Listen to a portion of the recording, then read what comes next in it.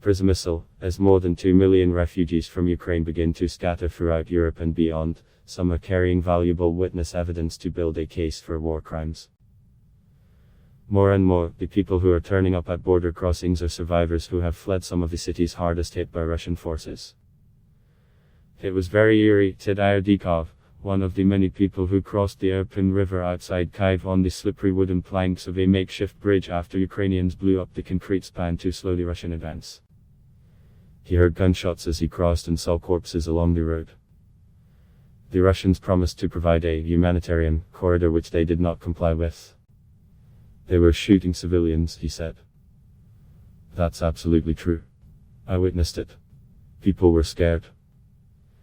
Such testimonies will increasingly reach the world in the coming days as more people flow along fragile humanitarian corridors. Ukrainian President Volodymyr Zelensky on Wednesday said 3 such corridors were operating from bombarded areas. People left Sumy in the northeast near the Russian border, suburbs of Kyiv, and Anahoda, the southern town where Russian forces took over a large nuclear plant. In all, about people got out, he said. More evacuations were announced for Thursday as desperate residents sought to leave cities where food, water, medicines and other essentials were running out.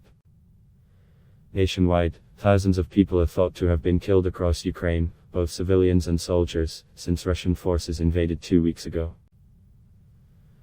City officials in the blockaded port city of Mariupol have said residents have been killed there, including 3 in the bombing of a children's hospital. In Ukraine's second largest city, Kharkiv, the prosecutor's office has said 282 residents have been killed, including several children. The United Nations Human Rights Office said Wednesday it had recorded the killings of 516 civilians in Ukraine in the 2 weeks since Russia invaded, including 37 children. Most have been caused by the use of explosive weapons with a wide impact area, it said. It believes the real toll is considerably higher, and noted that its numbers don't include some areas of intense hostilities, including Mariupol. Some of the latest refugees have seen those deaths firsthand. Their testimonies will be a critical part of efforts to hold Russia accountable for targeting civilians and civilian structures like hospitals and homes. The International Criminal Court prosecutor last week launched an investigation that could target senior officials believed responsible for war crimes, after dozens of the court's member states asked him to act. Evidence collection has begun. Those who manage to flee fear for those who can't.